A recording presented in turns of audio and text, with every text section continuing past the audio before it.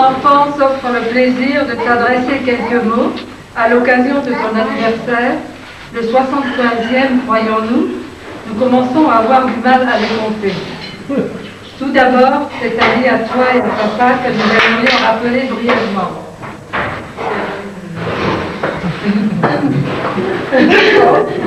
Ta vie a débuté dans le très célèbre Rose Park là où tu partageais ta vie avec Nancy et Sally, tes frères. Ton papa Alfred était jardinier et ta maman Jeanne aimait éblouir la famille avec son pot-au-feu légendaire où elle n'hésitait jamais à camoufler de la viande chevaline.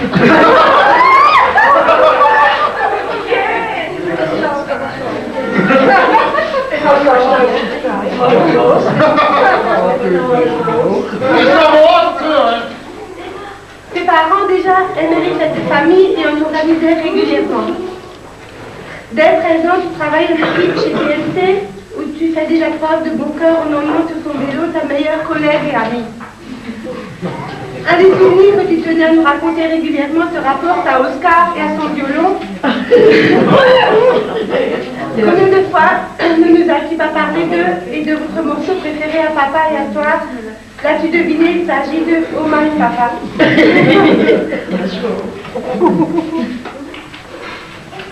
Alors moi j'ai un paragraphe réjouissant. La guerre s'est installée dans votre vie. Très rapidement, tu fais partie de ces filles et femmes qui se sont naturellement dévouées pour la nation en donnant le peu qu'elles possédaient à nos soldats. Tu es devenue marraine de guerre. À ce titre, combien de colis, de lettres, de cartes postales, de tricots as-tu adressé à ce soldat inconnu dont tu ne pourras plus jamais te séparer? Combien de permissions avez-vous espéré et combien peu en avez-vous pu passer ensemble? Nous croyons que cela fait partie de vos secrets, mais il est évident qu'il y en avait au moins 3, puisqu'elles ont permis la naissance de Marguerite, de Jean-Pierre et de Gérard. À votre crédit, nous devons signaler un mariage éclair pendant une de ces trop rares permissions, le 8 novembre 1941. L'honneur est sauf, car nous tairons ici la date de naissance de notre sœur aînée. Alors, le dévouement de maman ne s'arrêtera pas là. En effet, elle a suppléé l'absence de papa de son domicile familial et a prêté main forte pour les travaux des champs et la collecte des repas des cochons. La jeune fille de la ville est très vite devenue une fée des champs. Vous avez tout de suite élu domicile chez Madame Stel, qui a suivi avec joie, patience, dévouement et bonheur le développement de votre si sympathique famille. Malgré le peu de place au départ, il s'agit d'un 2 pièces, cuisine, et grâce à la patience de Madame Stel, la vie était malgré tout possible pendant ces temps de guerre. Un jour de 1945, la guerre se termina et papa rentre au foyer. La vraie vie pouvait démarrer. Un magnifique patrimoine encore chaud n'a pas résisté aux mâchoires encore guerrières de papa et de Sally, qui ont quand même regretté leur gourmandise pendant la magistrale indigestion qui s'ensuit. Bon. Papa passe ensuite sa carrière professionnelle chez Hôtel-Höger, où il côtoyait avec bonheur les Hongrois, Polonais, je ne savais pas, et autres Nord-Africains, qui reconnaissaient tous en lui un homme juste et bon. Les destinées de la famille ne furent pas oubliées pour vous, et vous êtes bien vers ensuite agrandir la famille, et participèrent à leur manière aux fêtes de l'armistice.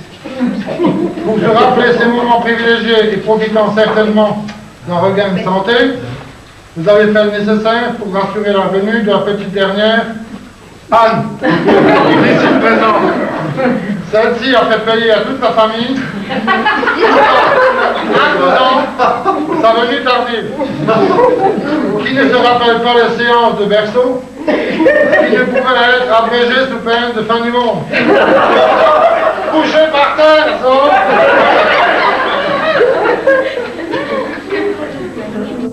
Cette famille s'est développée quelque part vers la fin du monde, à la lisière des champs de Védissailles. là où une impasse débouchait sur une douceur de vivre et une profonde humanité, qui permettait de surpasser le labeur quotidien et qui, malgré les apparences, nous collait encore au basket, à nous, aux enfants. À cette époque-là, nous ne savions pas encore que nous vivions follement heureux, mais nous l'avons tous brusquement appris quand tour à tour nous avons quitté le nid pour voler de nos propres ailes vers la ville. Cette joie de vivre, nous avons envie de vous la faire partager à nouveau en vous rappelant quelques-uns de nos plus forts souvenirs. Avant de vous parler de nos bonheurs, nous voulons insister sur notre certitude que c'est sur les trésors du passé que se bâtit la richesse spirituelle. Nous pensons que seuls les grands hommes de demain, que les seuls grands hommes de demain seront ceux qui sauront faire la différence entre ce qui est et ce qui pourrait ne pas être. C'est encore une fois à moi, mais pardon. Nous avons fait appel au plus profond de notre mémoire pour nous rappeler ce merveilleux trésor dont nous sommes dépositaires. Ce sont bien sûr d'abord les Kenka qui nous viennent à l'esprit et la grande fierté de papa quand quelques clients se pressaient à notre porte pour avoir un de ses lapins. Mais de suite, nous pensons aussi aux 3000 poireaux. J'en ai pu planter quelques milliers aussi. Plantés sur des rangées qui auraient fait pâlir un régiment de légionnaires. Les poireaux étaient suivis dans le même ordre de carottes, de choux, de tomates et de pommes de terre. À part la fierté, ce potager permit, avec les dindons, poules et autres coqs, de nourrir toute la famille. Très souvent élargie lors des mémorables fêtes de famille qui étaient votre fierté. Rappelons-nous aussi les vendanges avec l'oncle Lucien et tante Germaine, les grandes soirées passées à distiller de schnapps qui terminaient joyeusement et fièrement nos fêtes de famille.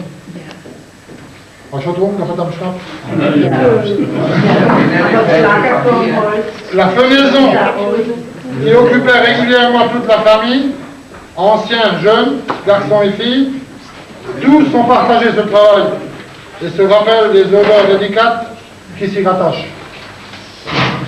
Je crois le faire, On en est au tiers. Ça va, Nous venons de parler de travail et de bonheur. L'alchimie n'a été possible que grâce aux merveilleux moments de détente que maman et papa ont toujours su nous trouver, qu'il s'agisse des bains volés dans le canal, des parties de football acharnées avec papa, où nous sacrifions toujours avec beaucoup de candeur la trop fameuse boîte aux lettres de Madame Schell. Ou encore des promenades dans les vignes de Ribissailles pour visiter la Anna Labruna. Je sais pas si c'est ça.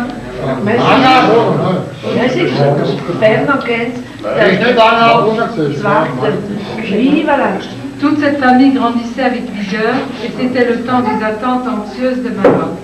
Elle a veillé chacun de nos retours nocturnes et chacun de nous se souvient de son retour de l'usine ou d'une soirée entre copains ou encore des retours de boum où dès l'approche de la maison, le bruit de la mobilette d'abord, puis plus tard de la voiture, suffisait à faire s'éteindre une lampe. Maman s'endort même tranquillisée, pas pour longtemps, car le suivant devait souvent se lever pour reprendre son travail en équipe du matin et trouver maman au poste pour le petit déjeuner. Notre plus petite sœur se souvient même, et nous espérons avec émoi, d'une boum qui voyait arriver maman en mobilette jaune avec un sachet de carambar pour les copains.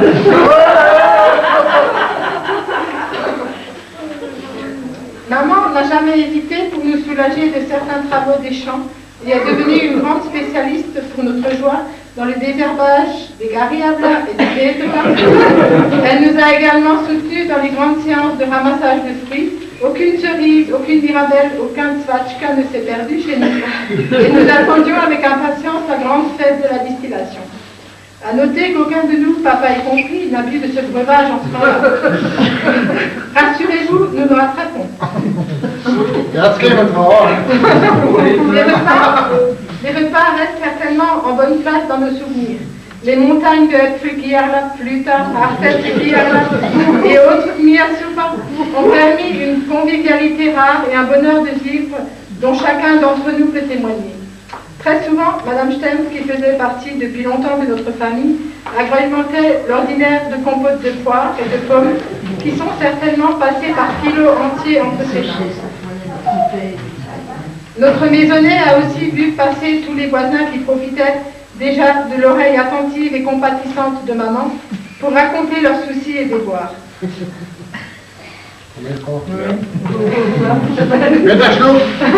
Toute cette vie passionnante a été rendue possible que par un bonheur, un respect réciproque, continuellement entretenu par papa et maman.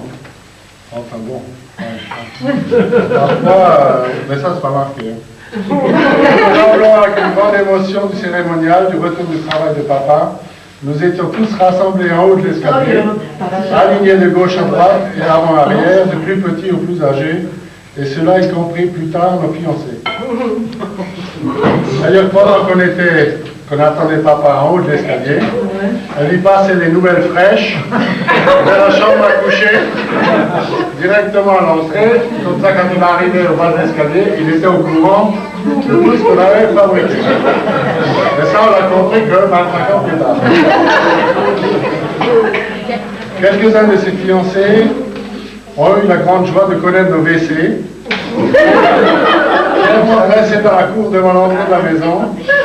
Nous avons longtemps partagé le bonheur des utilisateurs lors des longues soirées d'été que nous passions dans la cour devant ces fameux WC.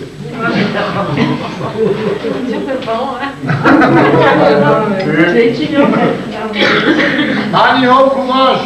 Je planche. Encore 2 pages. Nous sommes à 2 tiers. Les plus âgés d'entre nous se souviennent encore de leurs vacances et les noms de Chenot, Nancy, Blormont et Stockenson leur font rejaillir des souvenirs encore vifs et très souvent émus. Une des particularités de nos escapades était qu'elles se faisaient à bicyclette ou en mobilette bien plus tard. Avant de passer à la période plus rapprochée de nous, il y a encore une petite émotion à l'énoncer des mots comme pique-nique, première voiture, maréchal Ferrand, belote, tarot, Noël, zoo, football, accordéon, premier pick-up, télévision, mobilette, chant, grands-parents, l'homme. Nicolas, c'était le pâtissier. Nicolas, je voulais épicé, non? Nicolas, rue de l'école, rue de Verdun, le Spar. Le Spar, vous savez pas ce que c'est. Je l'expliquerai avec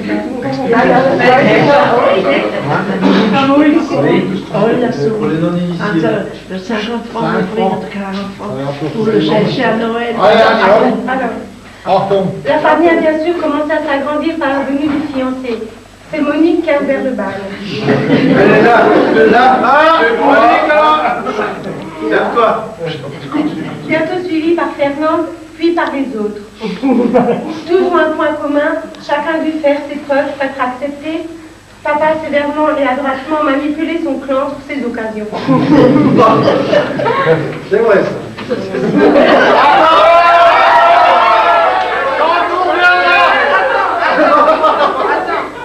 Alain a fait ses preuves au couvent.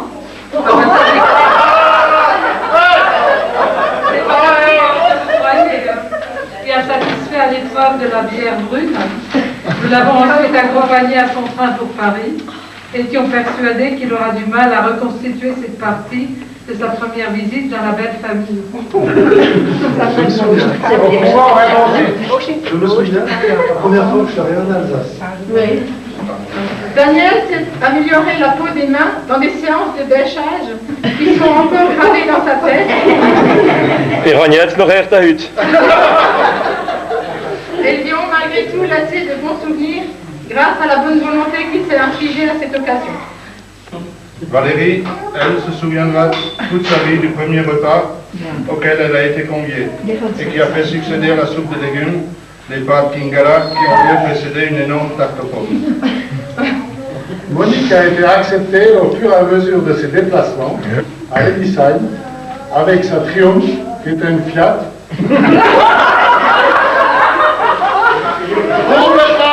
Rouge et rugissant. C'est trompé.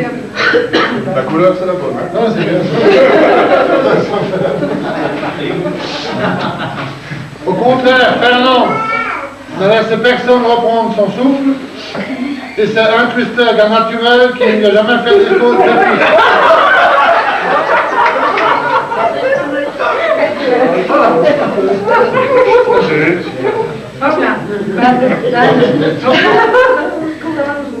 Quant à moi, profitant d'être le chouchou de la famille, j'ai simplement imposé mes idées à tout le monde et à fond à l'heure. Tout naturellement et dans un grand bonheur naturel, la famille va s'agrandir avec les petits-enfants. Rémi a montré le chemin, puis c'est le tour de Carole, Catherine, Karine, Marie-Laure, Nathalie, Christelle, Isabelle, Arnaud, Stéphane, Jérôme, Nicolas, et c'est Émilie qui ferme le banc des petits-enfants. Nous ne nous arrêterons pas là, puisque déjà les arrière-petits-enfants s'annoncent avec Déborah, rejoint séjour par Geoffroy et bientôt par une cousine. Geoffroy est déjà déçu. Ces quelques mots retracent bien fugacement la vie de notre famille. Et nous aurions encore de la matière à développer sur le sujet pendant quelque temps. Mais nous croyons que ces moments appartiennent à chacun d'entre nous. Et nous avons la conviction que c'est la part d'enfance que nous aurons été capables de préserver tout au long de nos existences étroites et dérisoires, qui nous sauvera le jour où nous serons délivrés des misères du temps.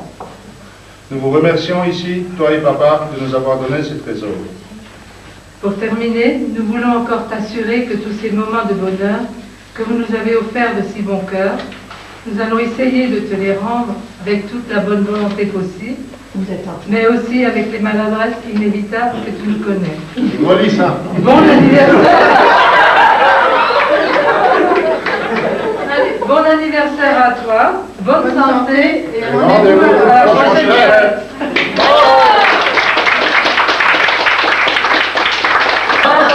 Ah, on n'a pas dit que tu mentais. La prochaine fois, on va faire ça dessus. L'année prochaine. Mais Rémi, parce que Rémi vient de raconter quelque chose, anecdote là.